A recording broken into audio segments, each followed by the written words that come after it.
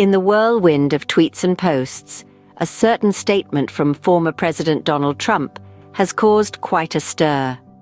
The controversy, as fiery as it is swift, spun out from a tweet posted by the handle at DeSantis War Room, alleging that President Trump had lauded Hezbollah, the Iran-backed terror group, as very smart. This tweet sparked immediate reactions ranging from disbelief to outright outrage. Prominent among the voices was conservative commentator Laura Loomer, along with a chorus of Twitter users expressing their shock and dismay. But as the dust settles, it becomes clear that the root of this controversy lies not in the words themselves, but in their interpretation. It's a classic case of the message getting twisted in the transmission, with the context lost amidst the chaos. So before jumping into conclusions, it is crucial to unravel the context of these remarks. Understanding the context is a key factor in this discourse. So, what did President Trump actually say? The controversy was sparked by a tweet from the account at DeSantis War Room, which claimed that Trump had praised the Iran-backed terror group Hezbollah, calling them very smart. Weak spot. And then 2 nights ago, I read all of Biden's security people. Can you imagine? National defense people. And they said, gee, I hope Hezbollah doesn't attack from the north, because that's the most vulnerable spot. I said, wait a minute. You know, Hezbollah is very smart. They're all very smart. The press doesn't like when they say it. You know, I said that President Xi of China, 1.4 billion people, he controls it with an iron fist. I said, he's a very smart man. They killed me the next day. I said he was smart. What am I going to say? But Hezbollah, they're very smart. And they have a national defense minister or somebody saying, I hope Hezbollah doesn't attack us from the north. So the following morning they attacked. They might not have been doing it, but if you listen to this jerk, you would attack from the north, because he said that's our weak spot. And then 2 nights. This claim was met with disbelief and outrage from various quarters, including conservative political commentator Laura Loomer and a multitude of Twitter users. But to fully comprehend this, we need to dive deeper into what Trump actually said and the context surrounding these comments. Laura Loomer, who was reportedly present at the event where Trump made these comments, offered some clarity in a subsequent tweet. She explained that Trump had not directly praised Hezbollah. Instead, he had referred to their sneak strategy as smart, indicating that they had successfully evaded Israeli intelligence and made their way across the US border.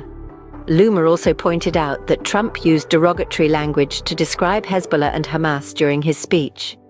Now, while these remarks might raise eyebrows at first glance, it's crucial to remember that political speeches are often filled with strong rhetoric and polarizing language.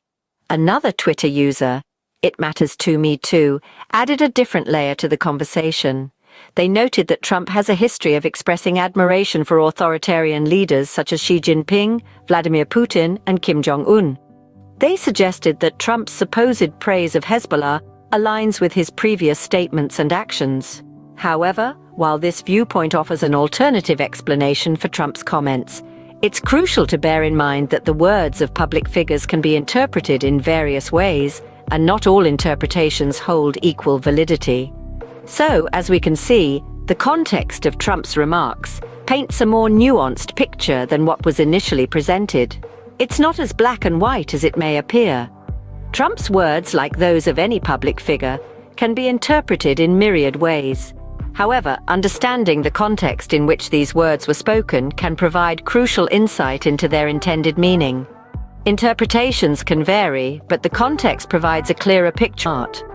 $6 billion was a tremendous amount of money, but nothing compared to the hundreds of billions of dollars that Biden allowed them to make in oil and other things. Hundreds of billions. They became a rich nation in 3 years. That's why they're doing this. They have so much money, they don't know what to do with it. They had no money. They were broke.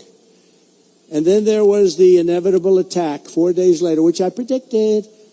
And then 2 nights ago, I read all of Biden's security people. Can you imagine?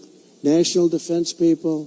And they said, gee, I hope Hezbollah doesn't attack from the north, because that's the most vulnerable spot. I said, wait a minute. You know, Hezbollah is very smart. They're all very smart. The press doesn't like when they say it. You know, I said that President Xi of China, 1.4 billion people, he controls it with an iron fist. I said, he's a very smart man. They killed me the next day. I said he was smart. What am I going to say? But Hezbollah, they're very smart. And they have a national defense minister or somebody saying, I hope Hezbollah doesn't attack us from the north. So the following morning they attacked. They might not have been doing it, but if you listen to this jerk, you would attack from the north, because he said that's our weak spot. Whoever heard of officials saying on television that they hope the enemy doesn't attack in a certain area? Now, unless it's a con job. But you know what a con job is? You're waiting there ready. You want them if you want them, but they weren't ready. They weren't ready. You know, say what you want. Israel was not ready. This was a big surprise. This was a terrible thing that happened. They weren't ready. But if you wanted them to attack because you've got 1 million people there with guns and you're going to blast the hell, then you do exactly, but they didn't have that. They didn't have that. Biden's national security advisor, Jake Sullivan, even bragged just days before the attack that the Middle East seems to be quite quiet. That was good. They really, honestly, what they've done, it's a shame. You look at the world with all of the problems.